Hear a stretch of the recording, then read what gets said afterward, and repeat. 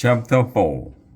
The next morning at dawn, Wiglaf and his friends knocked on the headmaster's door. It took some time before Mordred opened it. He glared at the four students with sleepy violet eyes. "Wah," he said, clutching a teddy bear. "Oh, it's you, nephew." "Good morning, Uncle Mordred," said Angus. "We must speak with you. It's an emergency." "Emergency? Emergency?" Mordred stumbled back into bed. He pulled the covers up to his chin and closed his violet eyes.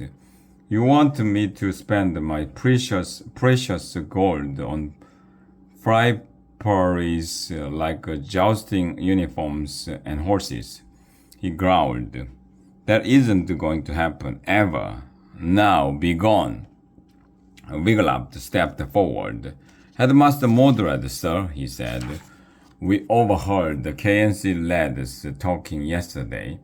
They say there's a small weak dragon with a giant hoard of gold living in the hermit's harbor." Mordred's eye flew open. "Giant hoard of gold?" he cried, sitting up. "Oh, Teddy," he cried, squeaking his bears to his chest.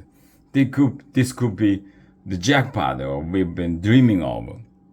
He seemed to notice the students again and stuffed the teddy bear under his pillow.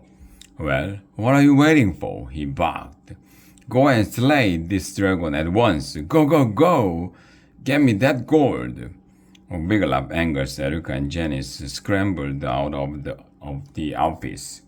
As they ran down the hall, Mordred stuck his head out the door.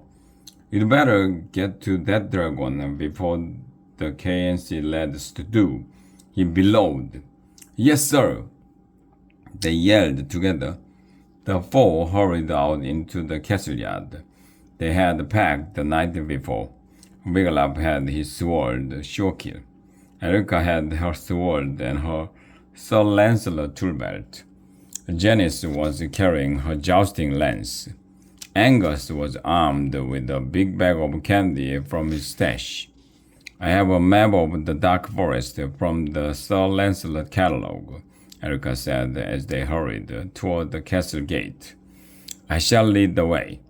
As Wiglaf made way for Erica to take the lead, he heard someone calling, "Wiglaf, wait!" Wiglaf turned to see Dudwin running toward them. "Where are you going, Wiggy?" Dudwin asked. "On a dangerous quest," Wiglaf said. "You can't come." Dudwin narrowed his eyes. "You're going dragon slaying, aren't you, Wiggy?" "No, we're not," Wiglaf said trustfully. After all, they were going dragon saving, not dragon slaying. "Yes, you are," Dudwin cried, "and I'm coming." "No, Dud," said Wiglaf firmly. "You will slow us down." "I won't," Dudwin protested. "No," Erica said. "That is our final answer. Come on, team." The Class 2 lads and lassies set off across the drawbridge. Wiglaf looked back. Dudwin was watching them go. His arms were crossed. He looked mad. Wiglaf felt bad, but there was no way his little brother could come. They had to travel fast to beat the KNC lads to Worm, or something terrible might happen. "We need a name for our quest," Erica said as they walked up Hunchman's Path. She thought for a moment. "We should call ourselves Worm," she said at last. "The Worm Official Rescue Mission." Wiglaf grinned. "I like it." "Me too," said Janice. "Hey, maybe that's what our jousting team needs, a cool name." "What about the DSA donkeys?" Angus made a face. Worm hurried along the road as the sun rose in the sky. At last they reached the dark forest. The trees were so thick that the sun barely peeked through. Even at midday it was dark and scary. Wiglaf heard strange calls from high in the trees. Strange hissing sounds came from the bushes. Strange growling sounds came from beside the path. But Wiglaf thought that might be Angus's stomach. I'm hungry, Angus said a moment later. Let's stop for lunch. Wait, said Eric. Listen. They stopped. Wiglaf heard the usual dark forest noises. Then he heard a twig snap. He nearly jumped out of his boots. Was something creeping up on them? Quick, Erica whispered. Over there. They ran to the mouth of a cave. It smelled bad. Worse than fry pots left over Edith's surprise. Worse than Bilge and Margot's dead lich collection. And it was very dark, but at least the cave seemed empty. The four of them ran inside. They crouched down and listened. Step, step, step. Something was coming toward them through the bushes. Wiglaf held his breath. Crack! Another twig snapped. Wiglaf shivered, and it wasn't from the cold. A loud thump sounded right outside the cave. Ah! Screamed the Worm Official Rescue Mission. Ah! The something screamed right back at them. Wiglaf peeked out through his fingers, expecting to see some wild creature. What he saw was, Dodwin? He cried. What are you doing here? He stepped out of the cave. And why were you screaming? I screamed because you were. Then Wiglaf's little brother shrugged. I'm coming on this quest with you, Wiggy.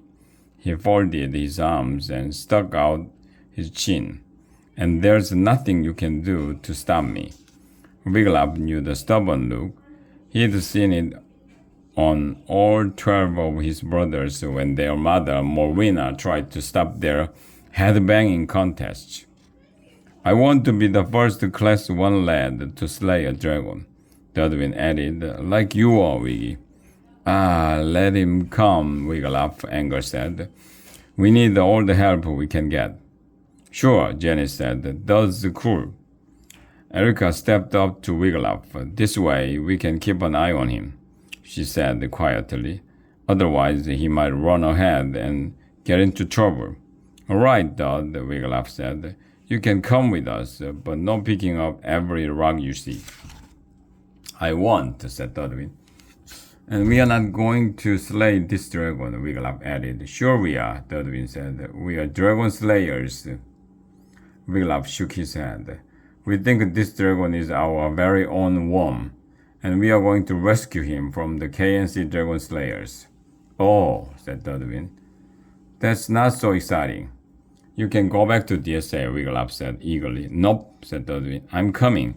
I want to see the dragon and scare away KNC. Wiglaf sighed. Fine. But Dodwin didn't hear his brother. He was too busy climbing up the nearest tree.